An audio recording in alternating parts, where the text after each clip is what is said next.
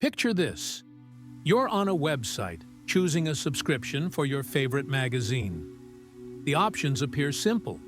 An online-only version for $59, a print-only version for $125, and then a third option, print plus online, also for $125. Which would you choose? Most people laugh and pick the third one. Why wouldn't they? Same price, double the value. But here's the strange part. That second option, the print-only version, is almost never chosen. It's a decoy, completely useless. And yet, without it, most people wouldn't have picked the expensive third option. This is the decoy effect, a mind trick that proves our decisions are rarely rational. Welcome to Predictably Irrational, a book by Dan Ariely that shatters the myth of logical decision-making. We like to think of ourselves as rational beings, carefully weighing pros and cons before making choices. But Ariely's experiments show otherwise. We are creatures of habit, emotion, and bias. And our irrationality follows patterns. Patterns so consistent, so predictable, that our mistakes can be charted on a map.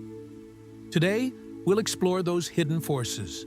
We'll laugh at our own quirks, cringe at our blind spots, and maybe even catch ourselves in the act the next time we fall for one of these tricks.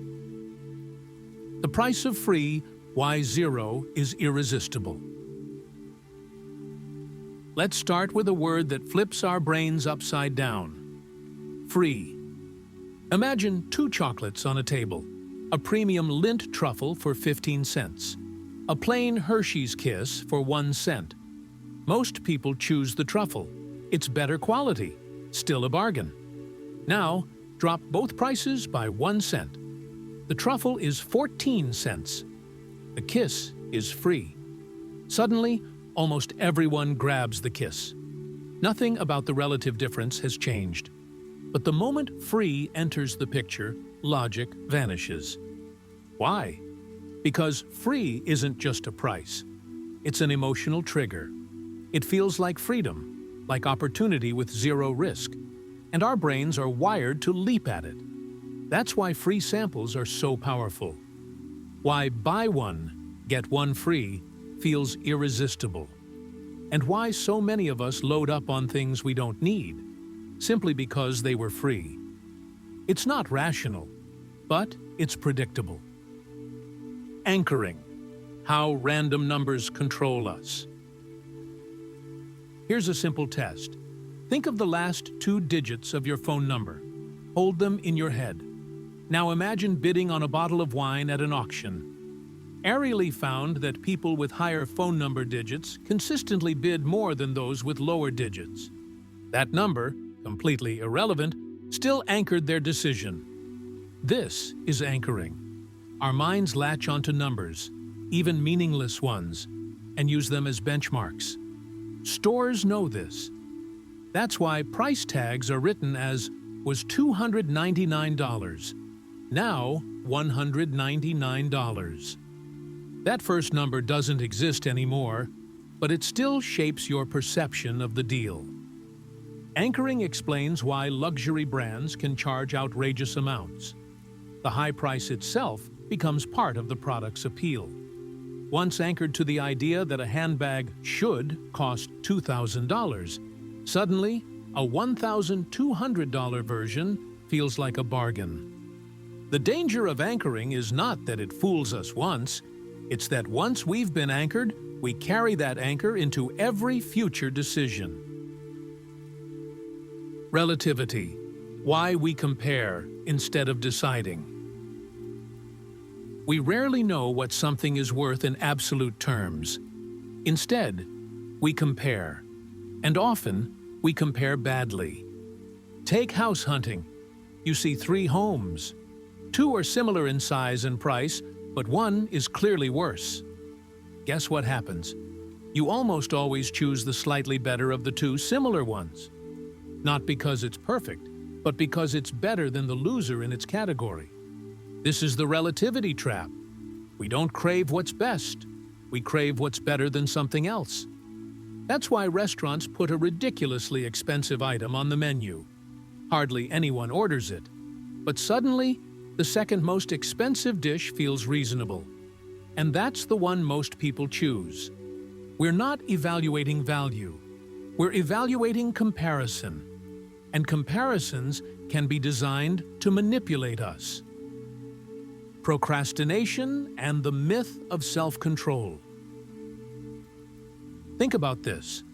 Why do so many of us sign up for gym memberships in January, only to stop going by February? Why do students beg for deadlines, then curse them when they arrive? Because we are irrational about time. Ariely ran experiments with college students, offering them 3 assignments. They could set their own deadlines. Some chose to spread them out. Others left them all until the end. The students who imposed strict deadlines on themselves performed better, even though, logically, unlimited flexibility should have helped. The truth is, we overestimate our discipline. We underestimate temptation. We assume tomorrow will be easier, but tomorrow is just another today. The solution? External deadlines, accountability, short-term goals. When left to our own devices, our irrational minds always choose comfort now, pain later. Social norms versus market norms. Here's an uncomfortable truth. Money changes relationships. If a friend helps you move furniture and you hand them $20, it feels insulting. But if you thank them and buy them dinner, it feels warm and natural. That's because there are 2 systems at play: social norms and market norms. Social norms are about generosity, gratitude, connection. Market norms are about prices, contracts, and value exchange. The moment money enters a social context, the tone shifts. A favor becomes a transaction. A friendship becomes a contract. Companies exploit this constantly. We're like a family here, they say, until it's time for layoffs. Then suddenly, the family disappears and it's pure market rules. The clash is what creates betrayal. Understanding these 2 norms and keeping them separate is essential to navigating both business and personal life. The pain of paying. Why do casinos use chips instead of cash? Why do credit cards make us spend more than cash? And why do apps love the one-click buy button? Because they reduce the pain of paying. Handing over cash feels real.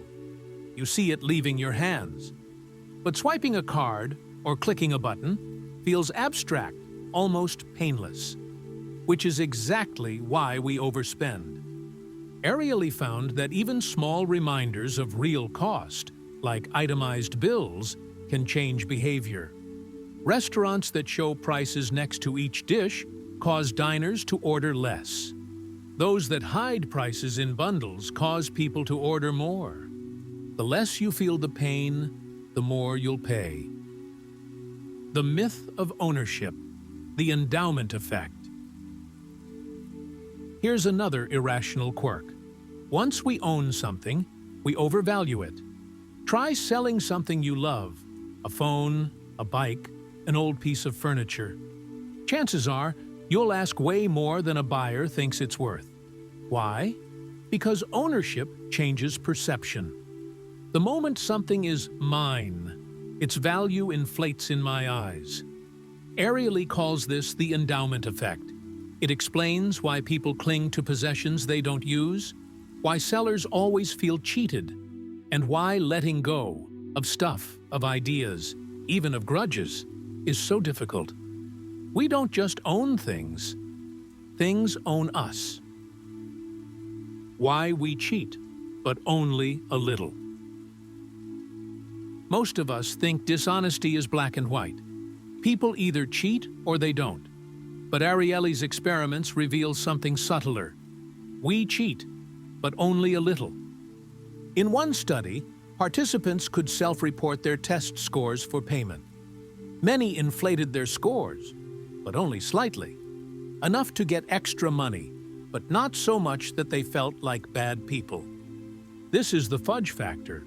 We want the benefits of dishonesty, but we also want to preserve our self-image as good, so we cheat within limits. This explains tax fudging, white lies, office supplies that mysteriously disappear. Small cheats, not grand crimes. It's not logic, it's self-preservation. Predictably irrational, the final lesson. So what does all this add up to? It means our irrationality isn't random chaos. It's patterned, structured, and, above all, predictable. Which means if we can recognize the patterns, we can guard against them. Next time you see free, pause. Next time you're anchored by a fake original price, question it. Next time you're about to swipe your card, ask yourself, would I feel the same if I handed over cash? You won't always resist. None of us will. But awareness weakens the grip of irrationality. And that's the first step toward better choices. Before we close, let me leave you with this. Think back to the last irrational choice you made. Maybe it was buying something you didn't need just because it was on sale. Maybe it was procrastinating even though you swore you wouldn't. Maybe it was taking the free option that cost you more in the long run. Now ask yourself, did that decision feel irrational in the moment? Or did it feel perfectly logical until later? That's the trick of irrationality. It hides in plain sight. We don't see it while it's happening. Only afterward, in hindsight, do we laugh or cringe. If you're willing, share one of your irrational moments in the comments. Not to confess, but to connect.